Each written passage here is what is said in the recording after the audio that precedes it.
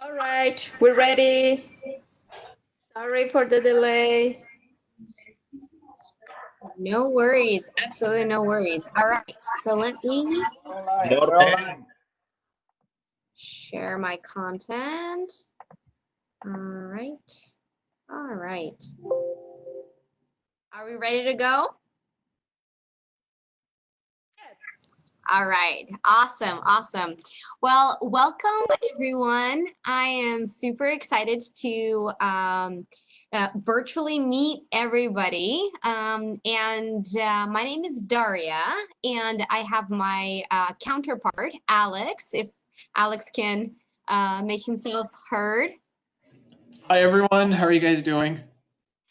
All right. So today we will talk a little bit about Kwantlen Polytechnic University, about Canada, about Vancouver, about what it is, how it feels to be a student here at KPU, and so on and so forth. We're also going to touch a little bit on the ELAP scholarship. Some of you may or may not know about it. And then we'll touch on the application process to be an exchange student here at KPU, deadlines, documents, and so on and so forth. It sounds like a lot, but we'll get through it. Quickly and hopefully entertaining. So let's get started. So first of all, who am I? So I am here talking to you. So I am an international exchange programs coordinator with Kwantlen Polytechnic University. And in my role, I help students choose study abroad destinations and facilitate the process of applying to go on exchange. I also support students who come on exchange to KPU. And from the moment that they apply to the moment they finish their exchange with us. And I'm originally actually not from Canada. I'm from the Republic of Moldova, which is a small, tiny country in Eastern Europe. Some of you may or may not heard of it. It's between the Ukraine and Romania. And I moved to Canada 9 months ago in September. So it's been 9 months. So my perspective on Vancouver and Canada in general is pretty fresh, and I can share with you some pieces that surprised me when I moved here, as well as things that a lot of exchange students find interesting based on what they tell us when they get here. So, and Alex? Yeah, so again, my name is Alex Leach. I'm the International Exchange Programs Coordinator, so the counterpart of Daria, and I oversee Europe, but I am here to also join just because we'll probably meet on campus once the campus is open. So hopefully that's going to happen. And I'm originally from Japan. I'm also a Canadian. My father's Canadian, so I grew up. I'm a mix. I'm a half Japanese Canadian. I've been living in Canada for 7 years now, and I've also did my exchange in Canada. So I probably relate to a lot of things with you guys. So if you guys have any questions, please don't hesitate to ask me and Daria, and I'll give it back to you, Daria. Thank you so much, Alex. Thank you. So we're actually a fun bunch. So we work together. We oversee different regions of the world when it comes down to exchange and different partnerships. But we work very closely. And like Alex said, some of you may run into Alex on one campus of KPU. Some of you might run into me on another campus. And we'll talk a little bit about the different campuses that we have at KPU. And what that means, like different campuses. What is that?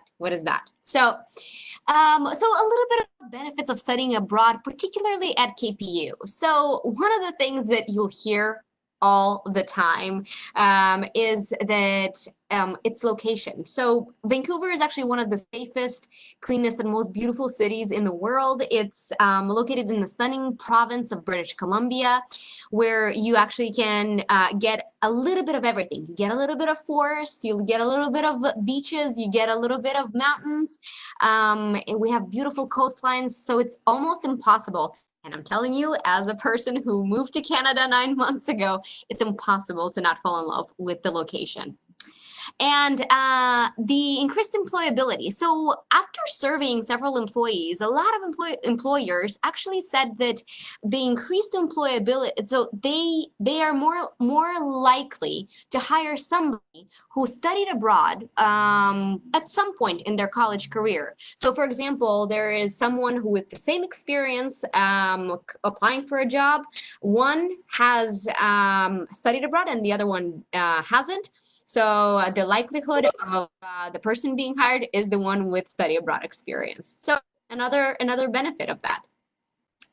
Multiculturalism and lifelong friendships. So you may have heard, but Vancouver and Canada in general is a very diverse place. So KPU in particularly is actually very diverse because we have students from 70 countries, over 70 countries, which is, I think, is super cool and exciting, especially if you're looking to, learn a little bit about different cultures and meet friends from different sides of the globe. So it's actually a very linguistically diverse place. So I have a story. I love telling the story how the first time I went into the metro system, so we call it the SkyTrain here. I overheard 4 different languages within a matter of like a couple meters away from me. I heard 4 different languages being spoken, which I thought it was the most amazing thing ever. So yeah, that was very surprising, especially coming from a smaller country. In Eastern Europe. So, and the lifelong friendships, like I mentioned. So with more than 20,000 students across 5 campuses at KPU, you're definitely going to make at least one lifelong friend because we not only create opportunities for you to meet new people, but also you have so many events that you can participate in that it's impossible not to meet somebody that you'll touch with even after your exchange. So as I said, it's hard to get bored when you're on exchange in Canada. So particularly when it comes down to things that you could do while you're on exchange. So as you may have heard, is actually not organized by states like the US or even Mexico. It's organized by provinces. And we have 10 Canadian provinces with 3 territories where it's very, very cold in those territories. So like Yukon, for example, it's very cold. However, I hear students go on trips during their exchange, depending on the time of the year, to look at to watch the Aurora Borealis. You may have heard of that. And then in British Columbia, where we are located, this province is very special because of the many things that you could do. Like we have Vancouver Island right here, and people even go surfing off of the coast of Vancouver Island. We have mountains, and people go skiing there, mountain biking, and many other outdoors activities. So every province has very, very special things that they're known for. So that's actually something really cool. And students take trips on longer breaks. They take trips to different provinces.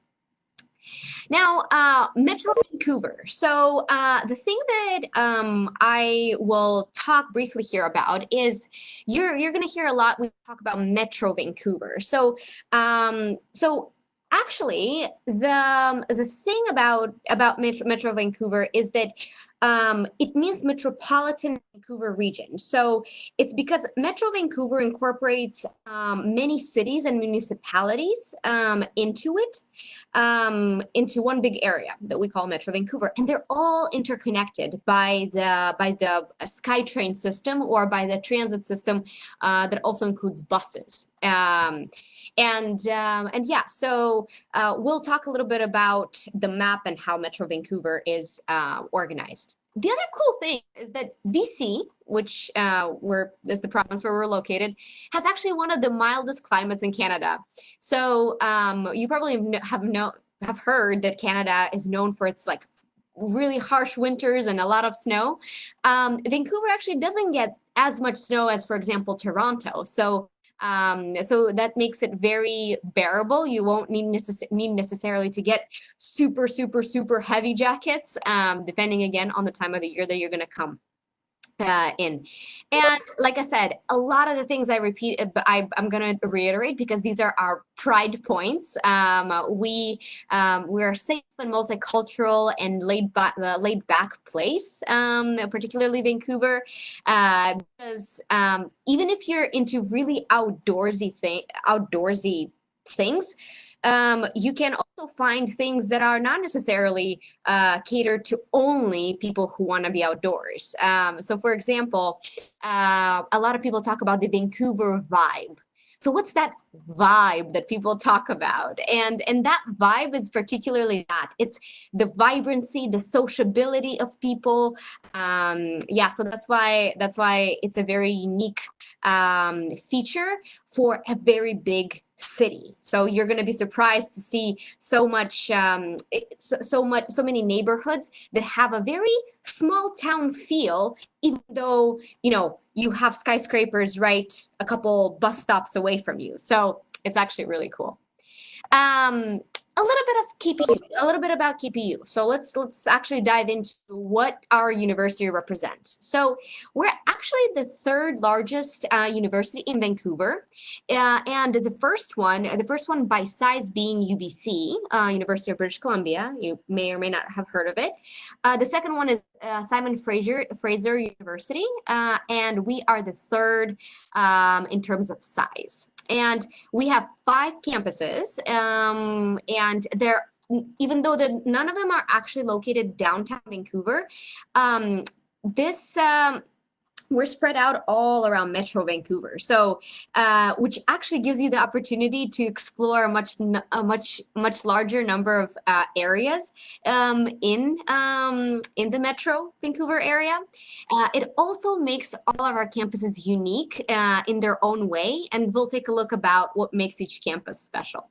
So, so another thing, we're a public institution. So this means different things in different countries, but for us, it means that the university is partially funded by the government, and the other one, and on the other hand, it also is funded by tuition dollars that students pay and contribute to.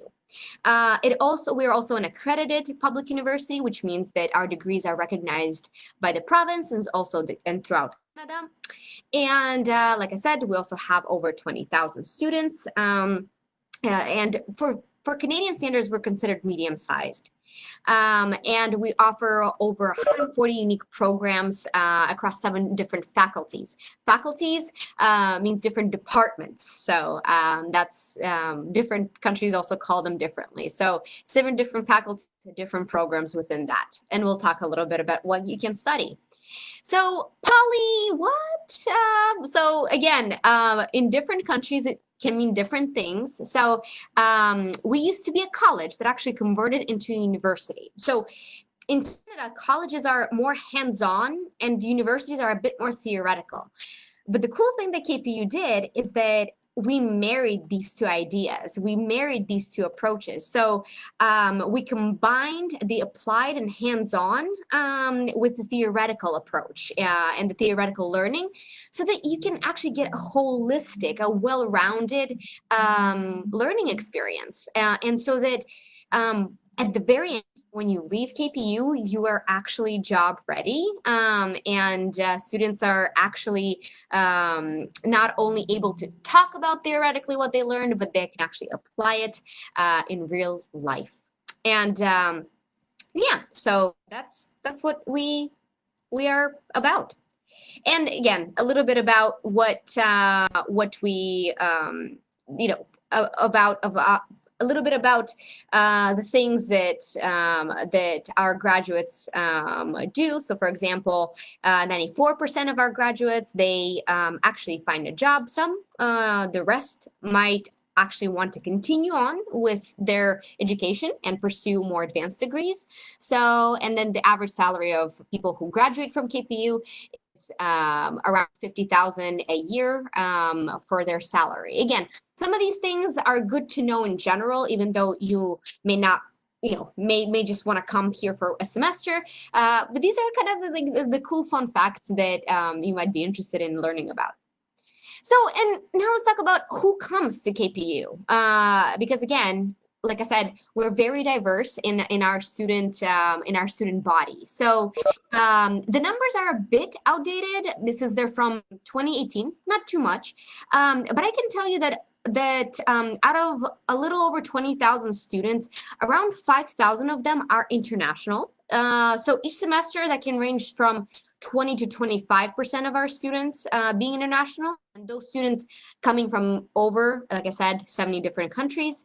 And again, a lot of students come to KPU right after high school, and some actually decide to, they have a degree, but they decide to either, either grow in their career and by pursuing a different degree or a more advanced degree than they got. So that's another reason why you might see a bit older students that are between 23 and 29 years old or 30 plus. So yeah, that's a little bit about our demographic. Okay, the most exciting part that I love talking about is the 5 campuses. That's what makes it so cool, KPU so cool. And I thought when I came here, I thought that's a unique feature, is that each campus has its own specialty and its own culture. So for example, the KPU Civic Plaza focuses primarily on postgraduate students in business. And I'll tell you a little bit about what postgraduate mean later. So let's say actually I want to learn a bit about sustainable agriculture or horticulture. I go to KPU Langley. That's another area of Metro Vancouver. If I know I'm going to be studying design, I'm doing KPU Richmond, and it's my pride and joy because that's actually the campus where I'm located. Now, the main campus is KPU Surrey, and this is where Alex works, and you're going to find Alex there. KPU Surrey has a little bit of everything. So it is actually the largest campus, 10,000 students. Richmond has about 7,000 students. Like I said, their students at KPU Surrey they take a little bit of business, a little bit of psychology, sociology, history, a bunch of other languages, a bunch of other classes. Some of my students have ceramics class in Surrey. So yeah, so a little bit of everything. And then KPU Tech focuses on trades and technology. Now, hope you're staying with me, but this is another thing that would be kind of cool to look at. So as I said, these are the different parts that comprise and form, so to speak, the Metro Vancouver area.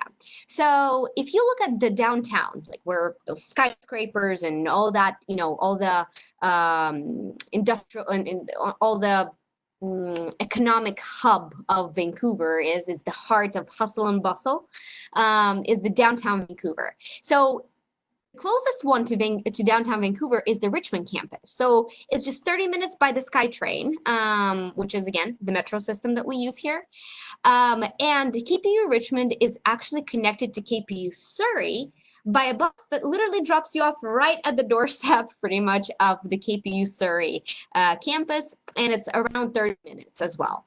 The cool part about between KPU Surrey, KPU Tech, and KPU Langley, so there is an actual shuttle that takes you between those campuses every hour and picks you up for free. So, which is, again, it's included in the student fees.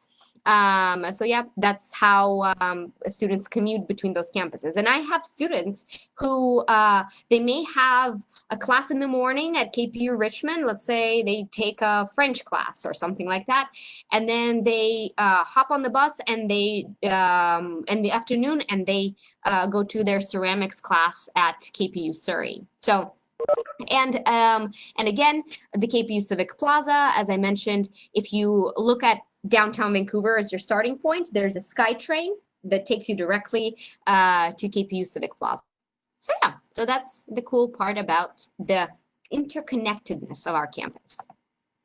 So as I mentioned, KPU Civic Plaza focuses on higher level business programs. So it's actually our newest campus. It opened in January 2019. It's a gorgeous high rise. We have 5 floors. This building. And so a little note about what are the programs that students take there. So usually people, it focuses on postgraduate diplomas and postgraduate baccalaureates and graduate diplomas in business. A postgraduate diploma is a shorter qualification than a master's degree. Typically it's 1 year, although it's at the same level of academics. So it's also like it's master's level classes. So that's kind of the idea. It's not as long as a master's degree, but it's a bit shorter, but also intense. And that's a little bit of the interior. Love the color scheme here. Now, again, the second newest building is the Wilson School of Design, and the story of this building is actually really cool. So it was actually a joint venture between the government and the private sector, and partially through KPU. So it's a joint venture between the 3 entities. And if anyone has heard of the famous Canadian yoga company Lululemon. So if you've heard of that, so Wilson is actually the name of the founder of Lululemon, and this is where the School of Design gets its name, the Wilson School of Design. And also Lululemon is known to have invested quite a bit into the creation of this school, and they're known to recruit graduates from the programs, the design programs here. Yeah, so kind of cool stuff. Every time I walk through it, I feel like I want to start studying design. I didn't study design, but every time I see those open spaces, I walk through it, I get inspired. I'm like, maybe I should get an interior design degree or something like that. So, so the stuff that I want to transition into is what can you expect if you come to KPU as an exchange student? What can you really expect here? So I wanna emphasize the fact that our campuses actually they have a replica of the services on each campus. So basically the services that can be offered at Surrey, they can be offered also in Richmond. They just vary in size a bit. So for example, let's talk about the library. If you look at this library, gorgeous library, it's 3 stories high in Surrey. It has, books, ebooks, and different study areas. But in Richmond, the library is also big, but it's only 1 story. Now, for example, there's the main gym. So their main gym is, again, in the main campus in Surrey. But then there's also a smaller gym available in Langley, in the KPU Langley campus. And there's fitness classes going on there as well. So kind of a little bit of that. And academic advising, advisors can, for you, for example, Alex and I would be your main advisors in a way, but definitely those students who are here for longer, they can access advising at different locations as well. Now, learning centers. So learning centers are available in the library at different locations, as I said before. And this is where students go to get help with tutoring, math, English, all kinds of stuff. If you need someone to read your paper that you are not sure about, you want a second pair of eyes to look at it, that's where students can, other tutors, so peer tutors can help you and give their opinion on the paper and things of such nature. The career and volunteer services can also help you, prepare that resume. If you're, let's say, graduating, even after your exchange, if you are thinking, you start thinking ahead, hey, I need to prep my resume and get it ready a little bit, then career services can actually help you with that, or even prepare you for different careers or even internships or things like that. So that's what career and volunteer services are about. Counseling services are essentially services that help you with any type of struggles that you may have in terms of adjusting to university life or stress, or the idea of coming to a new country seems overwhelming. So they are a confidential service that can assist you with these things. All right, now let's get into like the actual meat of the presentation. So studying abroad. So essentially, who are the students that are coming to study abroad in at KPU? So to kind of backtrack a bit, we have partnerships around the world with different universities, and your university is one of those. That's why our student body, when you come to KPU as an exchange student, our student body is very diverse. So you may have students from various countries, for example, in Latin America, or from Asia, or from Europe. So like in fall, we had 60 visiting and exchange students from 15 countries. So it's pretty cool. And 9 students actually came from Latin America through the ELAP scholarship funding. So that's another cool opportunity that I'll talk about in a bit. So yeah, so the thing that you need to keep in mind when we work with partners, typically there is a number of students that we can receive per year, and your coordinator, for example, can talk to you more about it. So so essentially, think about when you want to when you want to come to study at KPU. So we can only receive 4 per year, and depends on what semester and how your university is setting up this the mobility for that year. So yeah, so talk to your coordinator, start planning early, and this is something that is definitely worth looking into for the reasons that I mentioned before. Now, the ELAP scholarship.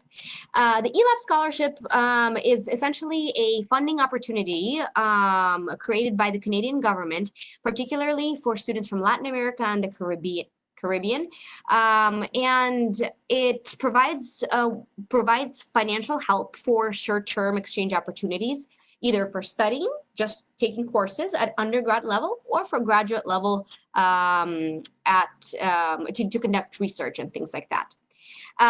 So one important thing to note is that only we, so as KPU, only we can submit applications on your behalf. So you work with your coordinator, exchange coordinator, to assemble all the documents that we need from you, and then we as KPU apply on your behalf. So that's something to keep in mind. And there are a lot of words on the slide. I'm not going to delve deeper into it, but essentially, you must be a full-time student here at KPU when you come on ELAP. So full-time for us means at least be enrolled in 3 courses, which means 9 credits. And then you must be proficient in the language of instruction at the Canadian institution, which means French and English are the official language of Canada. We conduct our classes in English at KPU, and therefore you must have a level of proficiency in it. Certain programs that involve directly taking care of patients are not eligible, like pharmacy, medicine, dentistry, and things like that. And then you're expected to return to your home country after you finish your exchange with us. The other important thing is that you cannot, if you, let's say, got another scholarship from the Canadian government, you cannot hold the ELAP and that scholarship at the same time. So that's something very important to keep in mind.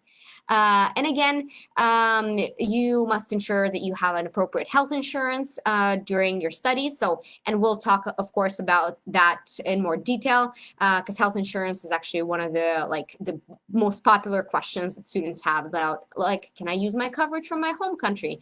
Do I need to purchase the Canadian or a KPU KPU approved insurance? Which the answer is yes. You need to purchase a KPU approved insurance, and we have a provider that we actually require students to buy from, and it is included in your fees. I'll talk a little bit about later. So yeah, so this is kind of the stuff that to keep in mind when looking into the ELAP opportunity. So the student life. So one thing that you will notice, oops, I'm jumping ahead of myself.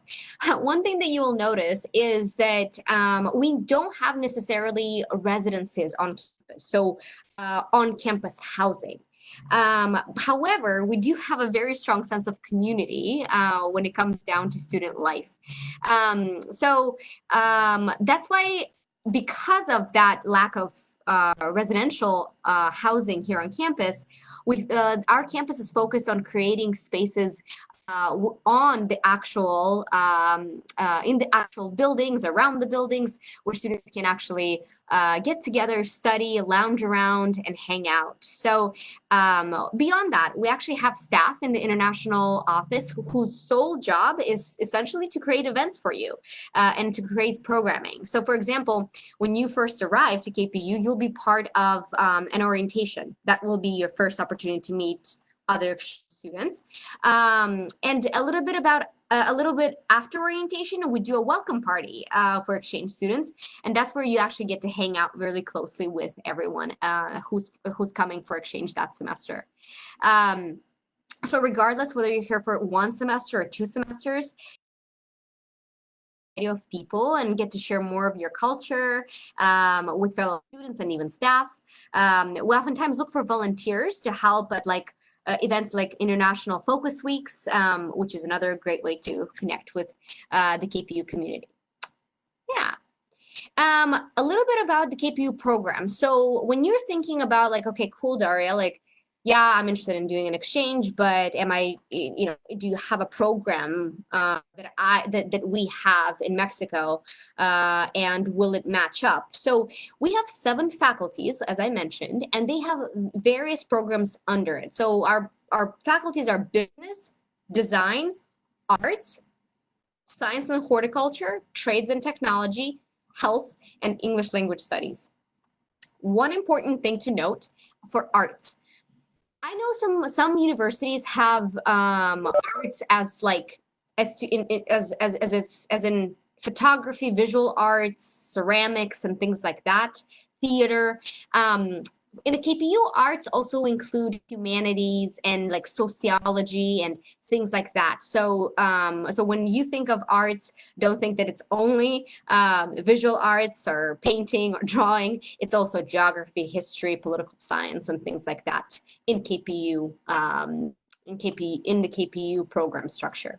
And one thing to note is if you click this link, you actually will see a lot of courses that we have, and they're organized from A to Z, and this is where you can actually click and see every single thing that we offer here in terms of courses. So just keep that in mind. Yeah, so all right. Yeah, and these are the post-baccalaureate and graduate diplomas. As I said, we don't have a master's degree, but we have a post-baccalaureate diploma and graduate diploma that focus particularly on business, and then one graduate diploma in technical design, apparel design. So that's that. An actual study abroad and application process is, I tried to break it down to you in the simplest way possible, but when you think about coming to exchange, you obviously need to work with your coordinator, right? So essentially, how I like to explain to our students who are interested in coming to KPU, I always explain that you first need to be nominated by your university to KPU. We look at the balance. Remember the thing that I said, we can accept a certain number of students a year, right? So so when we look at the numbers, we're like, okay, we can or we cannot, or things like that. We discuss this, we have this conversation, and then we give you a response. Once we give you a response, or to your coordinator, we are getting ready now to receive your application. So you need to fill out the exchange application to KPU. And the application checklist. It's pretty straightforward, so I'm gonna kind of go through it very quickly here. Personal information and preliminary course selections. So there's a sheet where we need to get a bit of your, just personal information, just, like date of birth and address and things like that. The most important thing is also course selection. So we want you to obviously think about what you might want to take at KPU when you're here, so that it matches with your program back home. And that is a conversation that you must have with your advisors here, so that by coming to KPU, you're not falling behind in your program at home. So keep those things in mind when you're planning your exchange. A copy of your passport, we need that. Course outlines. This part right here is very important, because let's say you want to take a course that has a prerequisite, for example, and you've already taken that prerequisite, but we don't know that, right? We want to make sure that when you select a class that has a prerequisite here at KPU, that you give us the course outline of the classes that you have on your transcript. So for example, that's the transcript student record. So let's say you want to take math, a math course that has 2 prerequisites that you already took at your home university. We need that course outline of those 2 prerequisites, so that the faculty, of science, lets you into that math course. So I hope that makes sense. And again, we answer these questions and explain these questions when we accept your application or nomination. And again, we love answering these questions. And yeah, feel free to clarify in the end of the presentation what that means if you have questions. And portfolio. If you're a designer or a fine arts student, obviously our faculty wants to see the work that you've done, and the portfolio and the design portfolio for the design and fine arts can be a URL or an actual PDF document, or whatever makes more sense for your case. Yeah. Some students, this is again a lot of words. This is something that I just want to put it out there for you to look at later when you get the recording. But essentially in 2 words, well, not 2 words, basically what you need to know about the English proficiency is that you're not required to take any of the language tests like TOEFL or IELTS or others. However, we do expect your university to assess your level in whichever way the university chooses to do it. It can be TOEFL, it can be IELTS, it doesn't have to be. But one thing that you simply must keep in mind is that if there are any academic challenges due to perceived language disadvantages, you won't be able to have a special consideration with your professor for the exam or an assignment, and to get a grade that is different just because there are perceived disadvantages in language. So keep that in mind when you're preparing. So what do exchange students pay? So because the cost is obviously a lot. We can talk about the coolness of KPU. We can talk about the coolness of coming to Canada and Vancouver. But what are the actual costs? So essentially, when you come to KPU, you don't pay KPU tuition. You pay the tuition to your university because that's, again, the nature of the agreement between us as partners. But 2 fees that exchange students pay is the medical insurance and the Compass card. The Compass card is actually it's this. Oh, let me just give it to you. So this is the Compass card. So this is where the students essentially use for the bus and the metro system. And so, and that usually costs around $51 per month. And that's actually a discounted rate. And the cool part about that Compass card is that you get, as a student, as a KPU student, you get an all zone pass. We have different zones in our metro Vancouver transit system. And usually they're much higher in price, but for students, it's much lower. So, and the temporary medical insurance plan. Remember I told you that we'll talk about medical insurance. So there's a specific medical insurance plan that we want you to purchase. And when you register, you automatically get enrolled into that plan. And it's usually $200 per semester when you enroll. So that's something to keep in mind when you start budgeting. So yes, some students say, but Daria, like I have this cool plan in, in my home country. And I say, yes, I trust that it's a cool plan, but we just want to ensure that in case something happens, we know for a fact that our plan covers certain things. We may not necessarily know how to interpret international medical insurance plans. So that's why, just to play it safe, to play it better, we just have you purchase the temporary insurance plan through KPU, and then that's the end of it. But in addition to that, you also actually get the perks that other students get. So like, for example, like I said, you get to use KPU facilities like the gym and weight room, library, all the services, the shuttle bus, like I told you, that runs between the three campuses that I mentioned, and then different KSA benefits. KSA benefits is our student organization, student-run organization, by the students. So that's kind of the idea about fees. Now, of course, I would be incomplete in my description of fees or costs if I don't mention housing. So some students, so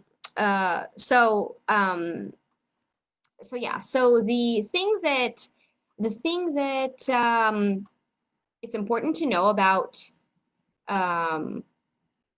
housing is the part where most KPU actually tend to be pretty independent in their housing selection. So there are multiple options that they can choose from. So for example, some students choose to rent with other students, like a big home, and where they can have their own bedroom, that they share the living and the kitchen areas, for example.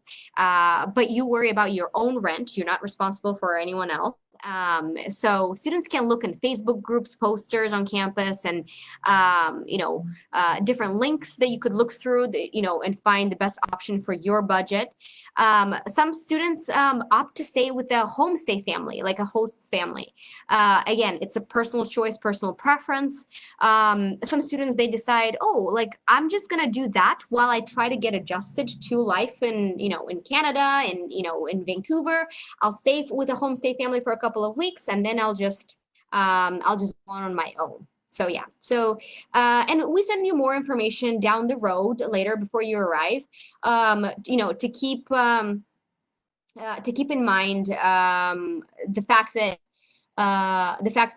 you need to be aware of certain pieces when looking for housing in Vancouver, just like anywhere else, just signs like things cost and what to make sure that you don't fall for, like for example, different scams or things like that.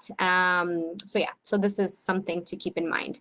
Yeah, and the Z-Cred. This is another fun fact that you could consider about KPU. So textbooks are actually expensive. So, and as you probably know, and so KPU actually offers, and it's the first university that offers around 150 courses under Z-Cred. So, which means that there's zero textbook costs for those classes, which is kind of cool because a textbook on average costs $110, $150, and you can save quite a bit of money if you have multiple classes, and they fall under the Z-Cred program. So that's kind of a fun fact.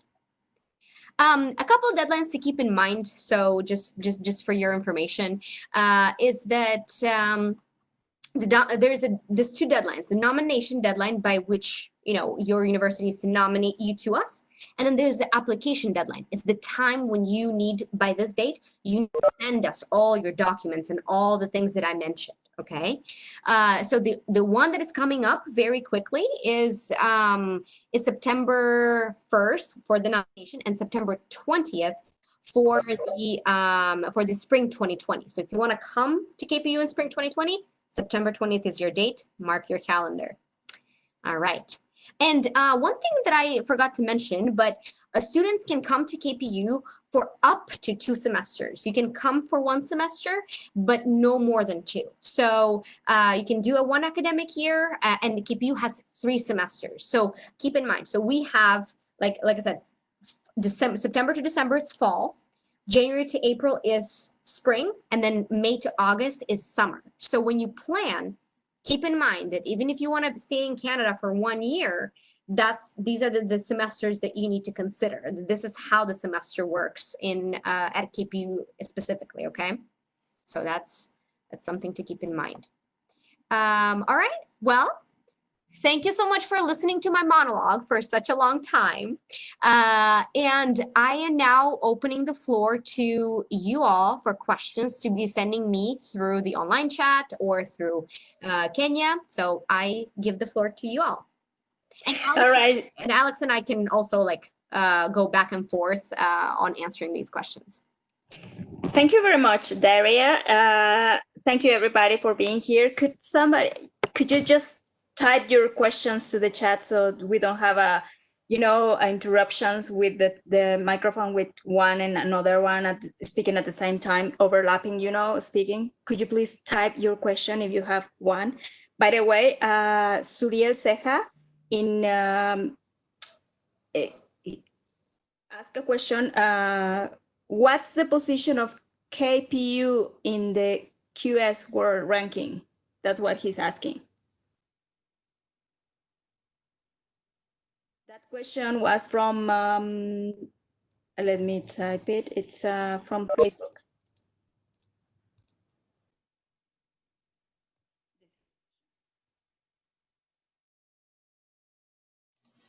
Sorry, the ranking of KPU in Canada or like worldwide or? I guess worldwide. Yeah, that's kind of hard to tell. Daria, should I go ahead and answer or? Yeah, you can answer, or I mean, I pulled up some stats right now. So again, depends on when you think about the world ranking, because the world ranking is putting all the universities together, right? We are a polytechnic university, right? So we're a very different subcategory of universities when you think about it, right? Remember the description of polytechnic. So we can be number, I don't know, we can be in the hundreds, whatever in the world ranking, but take into account what kind of universities we are. Does that make sense? Definitely. All right. Jair Olivares, the University of Guanajuato or KPU offers any kind of support, life housing or tuition fees? Could you talk a little bit about KPU? And somebody might answer from the University of Guanajuato. But in the meantime, I think we're going to focus on KPU, okay? Alex, you can take it away, this question. Yeah, so we have student life coordinators who could definitely help you guys set up, not really set up, but if you guys have questions or resources where you could find housing, our student life coordinators do help the students. And we also obviously, we're the one processing the application, so we would obviously be able to answer questions about housing as well. But typically we try to provide a lot of the information that needs to be done, because the first challenge exchange students do have is once they arrive in Vancouver. And a lot of the times they have to obviously look for housing, and that's probably the most challenging time for the exchange students until once they settle in. So we make sure we answer all those important questions and connect people, and so that exchange students could settle in as soon as they can. And as I said, the student life coordinators also facilitate events. And if you want to obviously participate in outdoor events or on-campus events, the student life coordinators are the ones to facilitate that. And every event, Daria and I will always communicate to the exchange students the events are happening so that they don't miss the deadlines or the sign-ups. And thank you. And the other thing that I would like to add, thank you so much, Alex. So the other thing that I want to add in here, let me see if I could go back. Can I go back on my presentation? Maybe. Oh yeah, there you go. So remember the fees. Remember when I talked about the fees. So the thing, because there was the word tuition mentioned in the question. You're not responsible for tuition again to KPU. You're responsible for the Universidad de Guanajuato tuition. You're responsible for 2 tuition fees. Obviously, again, the airfare, the housing, those are on you. But the things and other students, they pay other fees. Like for example, the KSA, you see the KSA benefits, they also pay fees for that. You are not responsible for those fees. So you may or may not hear students when you come here, oh, like fees this, fees that. You're responsible for only 2 fees, the medical insurance and the Compass card, okay? So yeah, so it's a pretty good deal. And of course, the tuition to your university and whatever cost that entails. All right. Carola Torres asked, do you have an architecture degree? Yeah, so there are computer-aided drafting courses. So like architectural fundamentals, architectural principles, and things like that. But one thing that to keep in mind, certain programs are limited intake. So for example, we cannot guarantee that they will have 100% you're going to be able to get into those classes and things like that, because again, it's upon approval of the faculty. So there are those like programs that are a bit more specific. Like for example, our design programs are very, very particular about the kind of classes and about the kinds of prerequisites, for example, you must need and things like that. So I'll let Alex speak more into that question if he has anything to add. Yeah, maybe like one thing to note is that if you want to get into a limited intake program at KPU, it's really important to communicate that to your exchange coordinator, and then we get that information as soon as possible, because it is a limited program and there's only limited space, and so we need to communicate that as soon as we can to the faculty. So that's very important when you're looking at courses within the limited intake programs. And the fact that we don't necessarily, let's say we don't have an architecture degree, that doesn't mean that we don't have courses that you could potentially look into that could help your architecture degree when you go back home to continue with your architecture degree, right? So like computer-aided design and drafting that we offer at KPU may be useful when you look into complementing your skill set in your architecture degree back home. So that's kind of. Right. Daniela Hernandez, I'm studying renewable energy. Are there courses available for my major or for my program? So one thing that I would like to note is that somehow I'll probably need to give you the link either to you, Kenya, or maybe when I share this presentation with folks, you could actually look at the type of courses and the degrees is one, and then the type of courses that we offer. So again, while we may not necessarily have a certain degree, that doesn't mean that we don't have classes that would fit into that degree. Does that make sense? So I hope that answers the question, and I definitely can include the links for those for the programs that we offer, so that you can look into even the names. Sometimes even the names, the content might be the same, but the names are kind of different at different universities. So that's something to keep in mind. I think that would be great. So we can, share with them, with the students here on Facebook, so everybody can have that information later. All right. Absolutely. Thank you. There's another question. Just let me paste it here so you can read it. Manuel Villagomez, for the human resources area, do you have links with companies to make learning visits? Alex, would you like to speak to that? Because I'm speaking too much. Yeah, so our business programs do have connections with companies, local companies, and technically, if you want to actually work at those companies, they're not going to actually, find a job for you. You have to go through the career service department, and this is a long story, so I can't really dive in too much, but you have to be enrolled in a co-op program or internship program. So just because the School of Business will have connections with local companies. It doesn't mean you will be able to work for those companies. And also, if you want to work in Canada, you need to get a study permit. And I think there was a question actually about student visa. Maybe we could go back to that. But yes, our HR department would most likely have connections to local companies here.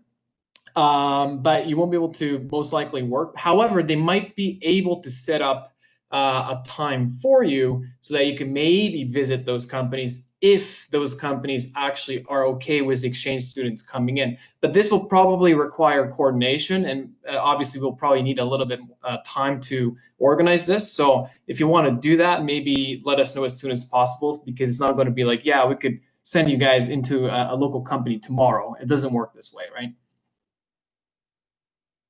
And one more thing that is actually very interesting to note, some classes, and we had a couple students this past semester whose actual class entailed going out there and meeting people in the industry, right? So in the actual companies, it seems a bit intimidating, but some classes have components of going and networking. So networking is something that you can definitely do, and you don't have to necessarily be, it's like a thing you can do on your own or as part of a project that you're doing for a class. So our classes are set up in a way that are not only study by the book, but also kind of going out there and getting out of your comfort zone. So that's actually something cool too to keep in mind. And there's another question, and this is not the first person that is asking this question. Do I need a student visa for blah, blah, blah? And how can I apply for one? Yes, do I need a visa for students? And if so, how can I apply for one? Do you want to take that one? Sure. Yeah, sure. So exchange students, if the students are only here in Canada within 6 months, and you're only here for one semester, exchange students do not actually have to get a study permit. However, as I said in the HR question, if students wish to work in Canada, you are required to get a study permit with a condition of working hours. And typically it's about 25 hours per week. And also, if you're here for 2 semesters, which is going to be 8 months long, of course, that's going to be longer than 6 months. Therefore, you'll need to get a study permit. One thing that you must remember, and that was weird for me when I was coming to Canada 9 months ago, is that in Canada, permit and visa, like they're kind of different things. So you may need a temporary resident visa and to apply for it. Again, I'm not sure about your situation, citizenship, and any of that. You must do your research on your own.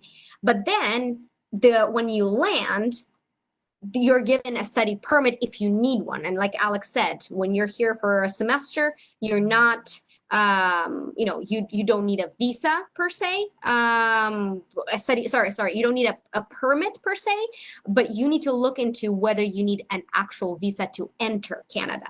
So that's something that you need to always or do a research on.